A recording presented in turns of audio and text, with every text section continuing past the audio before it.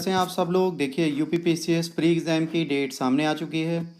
24 अक्टूबर 2021 official date है। Covid के बाद इस डेट को पोस्टपोन करके आगे बढ़ाया गया था। इस टाइम को जिसने प्रॉपरली यूज़ किया है उसके लिए तो अच्छा है, बट जो प्रॉपरली यूज़ नहीं कर पाया अभी भी उसके पास टाइम है कि वो अपना प्री निकाल पाए। तो मेहनत पे लग जाइए। देखिए लाइफ में लोग आपको बुरा भी कहेंगे, अच्छा भी कहेंगे, भला भी कहेंगे, है ना। बट आपको एक चीज़ समझनी है कि आपका जो एम, आपका जो ड्रीम है, आप उसको नहीं छोड़ेंगे किसी के लिए भी। तो आप सिर्फ और सिर्फ अपने ड्रीम की तरफ आगे बढ़ते जाइए। भूल जाइए लोग क्या कहते हैं, भूल जाइए लोगों की ज़ुबान क्या कहती है, भूल जाइए आपको नेगेटिव करने के लिए कितने लोग हैं, क्योंकि निगेटिविटी से आपकी ज़िंदगी नहीं चलती। और उनकी लाइफ में अगर और कोई काम होता है या उनके पास खुद की पॉजिटिविटी होती तो वो निगेटिविटी कभी फैलाते ही नहीं। बट उनकी लाइफ में पॉजिटिविटी के नाम पर कुछ भी नहीं होता। तो वो वही काम करते हैं जो खुद एक फेलियर होते हैं, वो दूसरों की लाइफ के पीछे लगते हैं। बट जो सक्सेसफुल होना चाहते हैं वैसे फेलियर से दूर रहते हैं। तो मैं यही सजेस्ट करूँगा कि अभी भी आपसे लोग कहेंगे कि भाई अब तो तैयारी छोड़ दो, बहुत टफ है, एग्ज़ाम बहुत पास आ गया, अब क्या कर लोगे। अगर आप ठानते हैं तो कई ऐसे एग्जाम्पल हैं जिन्होंने सिर्फ 3 महीने की फाइनल प्रिपरेशन के बाद भी आईएएस निकाला है। ये तो पीसीएस है बच्चे। अगर आप 1-2 महीने लग के अभी भी मेहनत कर लेंगे तो आपको प्री निकालने से कोई नहीं रोक सकता। वक्त आपके पास है, टाइम आपके पास है, आपको खुद को डेडिकेटेड करना है कुछ आवर्स। अगर कोई 4 घंटे पढ़ा है तो आपको 6 घंटे पढ़ना है, फिर 6 घंटे विद फुल डेडिकेशन पढ़ना है। अगर आप ये कर लेते हैं तो आपको एग्ज़ाम निकालने में कोई भी प्रॉब्लम नहीं होगी। ये कि एग्ज़ाम 24 अक्टूबर को है। अगर आज बात की जाए तो जून चल रहा है, जुलाई अगस्त सितंबर पूरा आपके पास बाकी है। तो 3 महीने इधर बाकी हैं, और अगर अभी से आप जोड़ लीजिए तो तकरीबन 4 महीने से ऊपर आपके पास टाइम है। बहुत होता है बेटा प्रिपरेशन के लिए। तो इसको बहुत प्रॉपर मैनर में सोचा जाए, समझा जाए और किया जाए तभी फ़ायदा है। तो इसको हम लोग कर सकते हैं, आप लोग कर सकते हैं। खुद पर यकीन रखिए, खुद पे ट्रस्ट करिए और इस चीज़ को करने पर लग जाइए। 24 अक्टूबर ज़्यादा दूर है नहीं। क्या कर सकते हैं भाई, व्हाट टू डू नेक्स्ट। जाहिर सी बात है आज अगर आपका एग्ज़ाम आने वाला है तो आप सिर्फ 2 चीज़ें कर सकते हैं। पहली ये कि अपने स्ट्रॉन्ग सब्जेक्ट को और स्ट्रॉन्ग बनाइए। उसके लिए बेसिक टेक्स्ट बुक्स पढ़ डालिए, उससे रिलेटेड क्वेश्चंस की स्क्रीनिंग कर लीजिए ताकि आपको ये पता हो कि एग्ज़ाम में क्या और कैसे पूछा जाता है। इसके बारे में आपको पूरी जानकारी होनी चाहिए। तो पहली चीज़ है बेसिक टेक्स्ट बुक्स आपकी ख़त्म हो जानी चाहिए, और वो भी किसके, फंडामेंटल सब्जेक्ट्स की। देखिए जो स्टैटिक क्वेश्चन है जो बदलेगा नहीं उसको तो आप याद कर ही सकते हैं, उसको तो रट्टाफिकेशन में ला ही सकते हैं। जैसे हिस्ट्री है, ज्योग्राफी है, पॉलिटी है, ये 3 सब्जेक्ट अपने स्ट्रॉन्ग कर लीजिए। यूपी स्पेशल अपना स्ट्रॉन्ग कर लीजिए। इसके बाद अब अपना साइंस हो गया, साइंस टेक हो गया, इकोनॉमिक्स हो गया, इसके पोर्शन पे लग जाइए। तो आपको पेपर निकालने में इतनी प्रॉब्लम नहीं होगी जितनी लोग कहते हैं। देखिए पेपर निकालने के लिए आपका जो सबसे स्ट्रॉन्ग सब्जेक्ट है उसको पहले रिवाइज करके छोड़ दीजिए। फिर डेली उन 3 सब्जेक्ट्स को आधे घंटे भी रिवीजन, फ्लो चार्ट्स एंड सब चीज़ बना के अगर आप स्टार्ट करेंगे तो आपको फ़ायदा ज़रूर मिलेगा। जितने भी आप फ्लो चार्ट्स बना लेंगे वो आपको कहीं ना कहीं हेल्प ज़रूर देते हैं, क्योंकि वो एक क्विक रिवीजन का आपका कॉन्सेप्ट होता है। ध्यान रखिए एनसीईआरटी एक ऐसा बेस है जो आपको पढ़ना ही पढ़ना है। तो कुछ बेसिक टेक्स्ट बुक की एनसीईआरटी पढ़ लीजिए, जैसे 11th-12th का ओल्ड टेक्स्ट हिस्ट्री का पूरा पढ़ लीजिए। अब टाइम क्योंकि कम है तो ये नहीं कहूँगा, प्लस क्लास 6 से 10th तक की अगर आपने ज्योग्राफी नहीं पढ़ी तो एटलीस्ट 9th-10th की ज्योग्राफी ठीक से पढ़ लीजिए। इसके बाद अगर आप पॉलिटी कर रहे हैं तो 11th-12th की एनसीईआरटी एक बार पढ़ लीजिए। और अगर आप बिगनर्स हैं तो जाहिर सी बात है आपको पहले सिलेबस पे लगना पड़ेगा। तो आप पहले सिलेबस समझ लीजिए, प्रीवियस ईयर क्वेश्चन पेपर से देख लीजिए यूपी पीसीएस में कैसे क्वेश्चंस पूछे जाते हैं। अब क्वेश्चन आता है कि सर करंट अफेयर्स का क्या किया जाए, क्योंकि पेपर पोस्टपोन हो चुका था और इस करंट अफेयर्स में अब हम लोग क्या कर सकते हैं।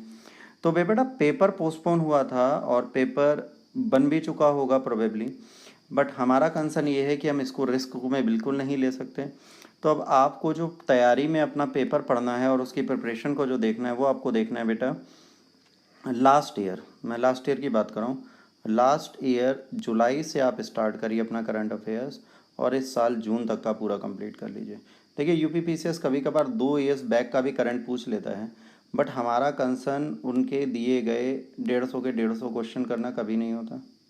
हमारा कंसर्न ये कभी नहीं था, या 120 क्वेश्चन हमारा करना, सॉरी, ऑप्शन नहीं होता। हमारा ऑप्शन होता है कि हमें जो भी चीज़ दी जाए हम उसको प्रॉपर मैनर में करें। तो ज़रूरी नहीं है कि जितने क्वेश्चंस दिए गए आप उतने पूरे करिए। आपका सिर्फ एक कॉन्सेप्ट होना चाहिए कि आप अपने को प्री क्वालिफाई करने लायक बनाएं। ना कि प्री टॉपर बनाने लायक। आपको प्री टॉपर नहीं बनना, आपको यूपीपीसीएस टॉप करना है। यूपीपीएससी टॉप करने के लिए आपको प्री टॉप नहीं करना, आपको मेंस राइटिंग पे फ्यूचर में फोकस करना है। तो अभी अपने कॉन्सेप्ट और फैक्ट्स स्ट्रॉन्ग कर लीजिए, क्योंकि उसके बिना काम नहीं चलेगा। तो एक बार कोशिश करेंगे, चीज़ें आपकी ईजिली हो जाएंगी। तो ये तो डिपेंड करता है हम लोगों पर कि हम लोग किस तरह अपनी प्रिपरेशन करते हैं। एकेडमीज़ ज्वाइन करनी चाहिए कि नहीं, कोचिंग्स ज्वाइन करनी चाहिए नहीं, तो इसके लिए मैं सिर्फ एक चीज़ बोलूँगा कि आप किसी भी कोचिंग को ज्वाइन करिए। अभी भी अगर 3 महीने के लिए कोई क्रैश कोर्स आपको देता है, तो पहले देख लिए पर क्लास नंबर ऑफ़ स्टूडेंट्स कितने हैं, पर क्लास कितने स्टूडेंट्स और वो नंबर ऑफ़ स्टूडेंट्स बैठा रहे हैं। अगर किसी में 15-20 ऑनलाइन बच्चे हैं, तो प्रोबेबली आप वहाँ पर बेहतर मेहनत कर सकते हैं, चीज़ें अच्छी कर सकते हैं। Course should be mains oriented. ऐसा ना हो कि जो आप कोर्स लो वो अभी प्री के लिए आपके लिए हो और उसके बाद उसमें मेंस का कुछ ना चले। देखिए, प्री की तैयारी के साथ भी आपको डेली 1 से 1.5 घंटे अभी भी मेंस को देने हैं, क्योंकि मेंस के लिए भी टाइम वहाँ पे बहुत कम मिलेगा। तो इस टाइम को आपको मेंस के लिए भी डेडिकेटेड करना है। तो वो कोचिंग ड्यूटी है जहाँ पर मेंस जरूर चल रहा हो। टीचर्स डेडिकेशन, टीचर कितना डेडिकेटेड है, क्या बीमारी में, क्या परेशानियों में, क्या प्रॉब्लम में भी वो आपका साथ नहीं छोड़ता और आपके साथ खड़ा है। इवन खुद भी बीमार हो तो भी दवाई खा के पढ़ा रहा हो। ऐसे टीचर्स ढूंढिए जो अपना डेडिकेशन आपके साथ रखते हो, नेगेटिविटी ना अपने अंदर लाने दें ना आपके अंदर लाने दें। रेगुलरिटी, टीचर की और बच्चे की दोनों की रेगुलरिटी बहुत मस्त होती है। ऐसा नहीं कि आज टीचर ने पढ़ाया कल सोता रहे, तो आपको एक रेगुलर टीचर ढूंढने की ज़रूरत पड़ेगी। मैथडोलॉजी, किस तरीके से पढ़ाता है, क्या वो आपको कुछ हिंट्स देता है, कुछ लिंक्स देता है, कुछ पाई चार्ट्स बना के दिखाता है, कुछ ट्रिक्स बताता है याद करने के लिए, कितना मोटिवेटेड रहता है और कितना आपको मोटिवेट करता है। टीचर के पढ़ाने का तरीका बहुत कैलकुलेटिव है आपको तैयार कराने के लिए। लर्निंग के लिए बुक्स भी हैं, बट लर्निंग के लिए टीचर भी है। तो आपको ये देखना है आपका जो टीचर है वो आपके लिए कितना बेहतर है। इसके बाद सेल्फ रियलाइजेशन, किसी के कहने पर कभी कोचिंग मत करिए, किसी के कहने पर किसी को ज्वाइन मत करिए। कम फीस ज़्यादा फीस के कॉन्सेप्ट को अपनी लाइफ से निकाल दीजिए। आप सिर्फ ये देखिए कि अगर आपको तैयारी करनी है तो क्या ये टीचर, ये एकेडमी आपके लिए करा देगी। भले वो आपसे 1 लाख मांगे, भले वो आपसे 10,000 मांगे, ये आपके लिए काउंट नहीं करना चाहिए। आपके लिए काउंट करना चाहिए कि वो कोचिंग आपके लिए कितना कर सकती है। और हमेशा एक चीज़ ध्यान रखिए कि तैयारी का सिंपल सा कॉन्सेप्ट है, आपका खुद का डेडिकेशन, आपका खुद का हार्डवर्क, और इसको कोई बदल नहीं सकता। इसको आप खुद करेंगे, इसको आपको खुद ही करना पड़ेगा। तो बिना टाइम वेस्ट किए इसको करने पे लग जाइए। और जो भी कोचिंग एकेडमी आप ज्वाइन करना चाहते हैं बेशक ज्वाइन करिए, बट जितनी जल्दी हो सके ज्वाइन कर लीजिए। प्राप्ति आईएएस भी आपके लिए ऑफर लाता है, उसके लिए आप नीचे के नंबरों पर व्हाट्सएप करेंगे तो आपको उसकी डिटेल्स दे दी जाएगी। आज के लिए इतना ही बेटा। Stay motivated, stay blessed. Hopefully आप सब लोग मेहनत करके आगे बढ़ेंगे और इस एग्ज़ाम में मिरेकल्स क्रिएट करेंगे। Thanks for watching. अगर अच्छा लगा तो प्लीज़ इसे लाइक, शेयर और सब्सक्राइब करना ना भूलें। आपको अगर मुझसे कुछ भी पूछना है तो मेरे इंस्टाग्राम चैनल पर आप आ सकते हैं। इंस्टाग्राम अकाउंट पे मुझसे आके आप डायरेक्टली बात कर सकते हैं, कोई भी मैसेज कर सकते हैं। मैं टाइम निकाल के 100% उसका जवाब आपको दूंगा। God bless you all. जय हिंद, वंदे मातरम।